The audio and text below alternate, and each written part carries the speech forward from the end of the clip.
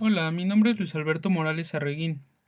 Mi tema a desarrollar tiene como título Causantes de enfermedades en plantas y métodos de control. Bueno, comenzaré hablando sobre algunos antecedentes históricos que se suscitaron en algunas épocas de la Tierra con respecto a enfermedades en las plantas. Como primer punto tenemos que por medio de estudios paleobotánicos se han detectado manchas foliares en fósiles vegetales que provienen desde edades tempranas de la Tierra y antes de la aparición del hombre. El hombre también ha padecido con las enfermedades de las plantas desde épocas remotas. Esto se constata en el Antiguo Testamento, en el cual los mildios y tizones se mencionan junto a la guerra y las enfermedades humanas como las grandes calamidades de los pueblos. De hecho, esto se relaciona mucho a la idea de que las enfermedades en los cultivos eran castigos generados por los dioses, por lo cual las civilizaciones creían que se podía evitar teniendo un buen comportamiento y, por supuesto, venerando o haciendo sacrificios para sus dioses. Otro punto importante, se dice que el gran filósofo Teofrasto se considera como el primero en estudiar y escribir acerca de enfermedades en plantas. También los romanos se percataron dolorosamente de los efectos devastadores de las royas en los cultivos, productores de granos, así que crearon un dios especial llamado Rovigo para protegerlos de enfermedades. Incluso se dice que Ovidio describe en el cuarto libro de los Fastos el festival o ceremonia llamado Rovigalia, que se llevaba a cabo en la primavera antes de que aparecieran las royas, con la intención de librarse de esas enfermedades, ofreciendo a cambio sacrificios de perros u ovejas a Rovigo.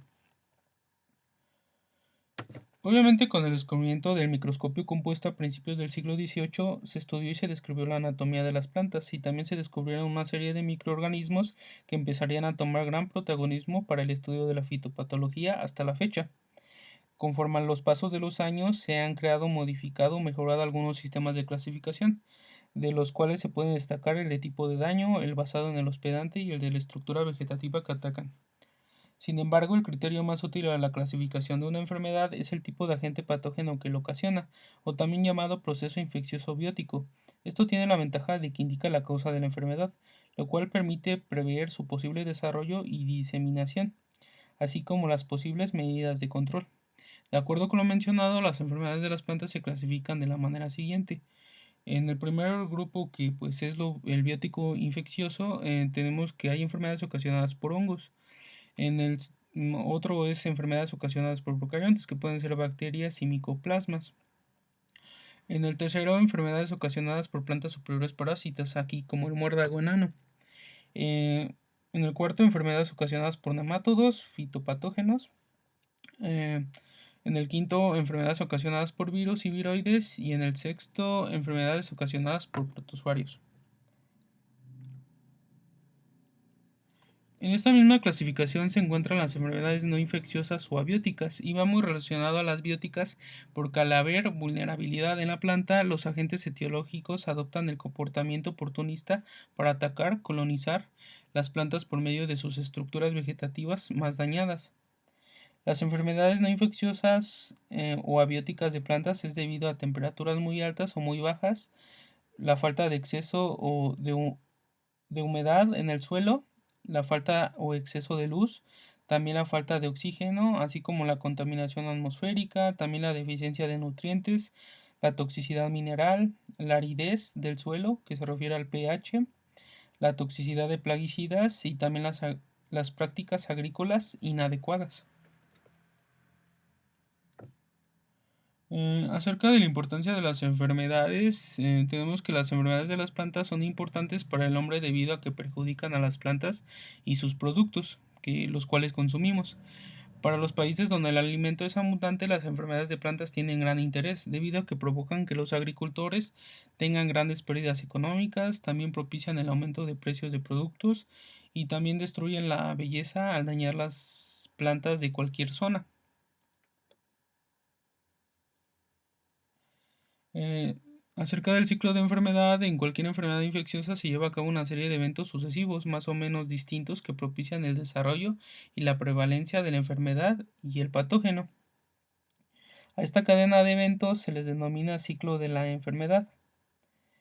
El ciclo de una enfermedad incluye los cambios y síntomas que sufre una planta, así como los que produce un patógeno y los periodos comprendidos en una estación de crecimiento. Aquí se puede mostrar en este triángulo. en donde participa tanto el agente patógeno, los factores físicos que pueden apoyar a que pues se desarrolle bien y también el tipo de huésped porque tienen afinidad a ciertas plantas. Acerca de la diagnosis, tenemos que para diagnosticar la enfermedad de las plantas es conveniente determinar primero si esa enfermedad es ocasionada por patógeno o por algún factor ambiental. En los casos que se manifiesten los síntomas característicos de una enfermedad o los signos del patógeno, resulta prácticamente fácil para una persona experimentada.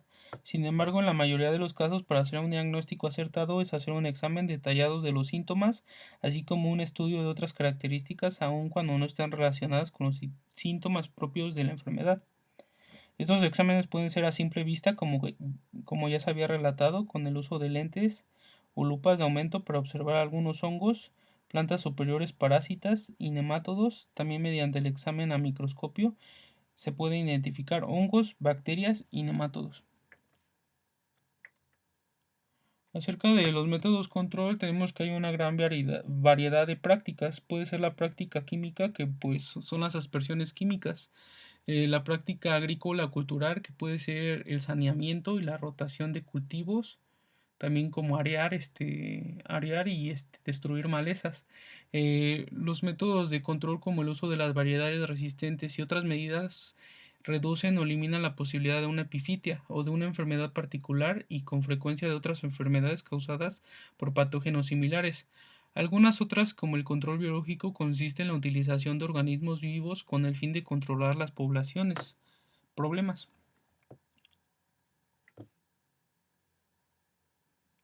Bueno, en las siguientes diapositivas hablaré de una enfermedad que afecta severamente a los cultivos que se distribuyen en varias partes del mundo y hace que haya pérdidas económicas muy grandes. Em, Tenemos que los mildios son principalmente tizones del follaje de las plantas que atacan y se propagan con gran rapidez en tejidos verdes tiernos y jóvenes, que incluyen hojas, ramitas y frutos de las plantas. En este caso diré algunos antecedentes en el estudio del mildio de la vid, el cual es muy importante y ha perdurado a través del tiempo. Tenemos como primer punto que debería estudiar los hongos de la familia Peronosporoaceae y las enfermedades que causan los mildios vellosos. En 1878 fue introducida en Europa, específicamente en Francia, una enfermedad originada en los Estados Unidos, conocida como el mildiu velloso de la vid, donde tuvo una rápida diseminación y amenazó con destruir los viñedos. Después de varios experimentos de rociado, Millardet llegó a la conclusión que una mezcla de sulfato de cobre y cal hidratada podía controlar eficientemente al mildiu pubescente de la vid. Esta sustancia se llama el cardo bordalés.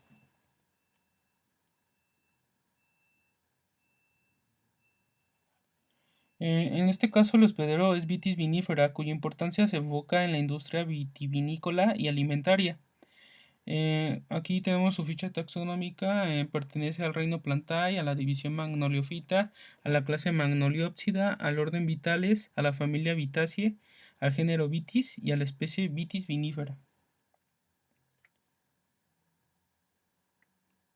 Acerca de su agente etiológico o patógeno, tenemos que se llama Plasmopara vitícola.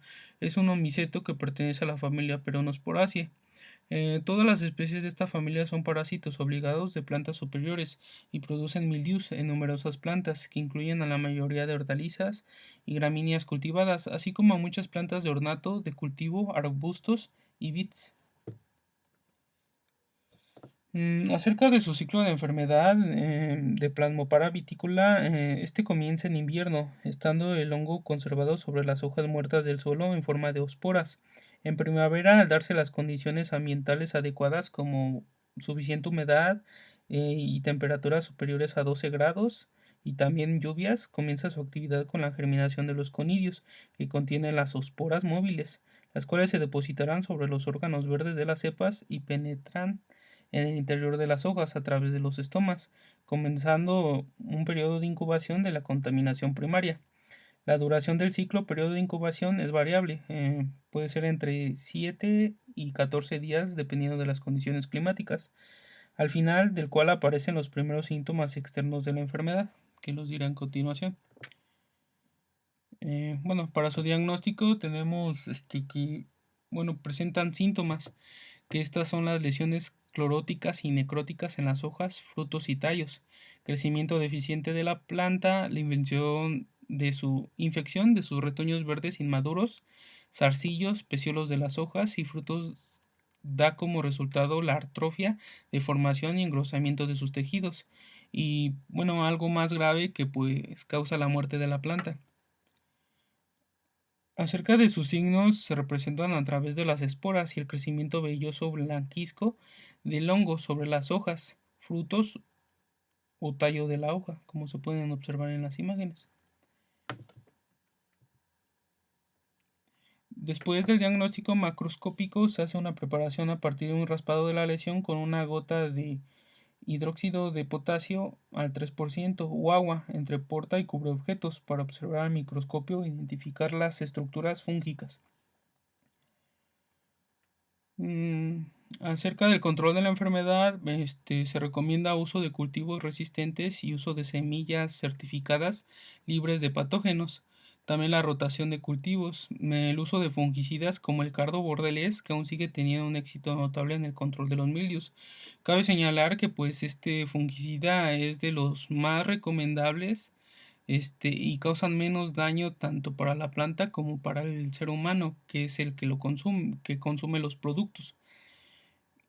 También facilita un buen drenaje del suelo para evitar el crecimiento de esporas y también elimina restos de podas y las fuentes de inóculo primario.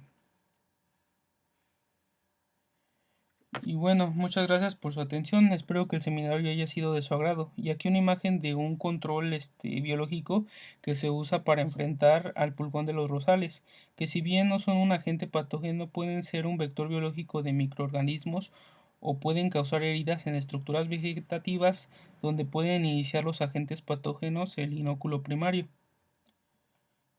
Y por último, mis referencias bibliográficas. Saludos.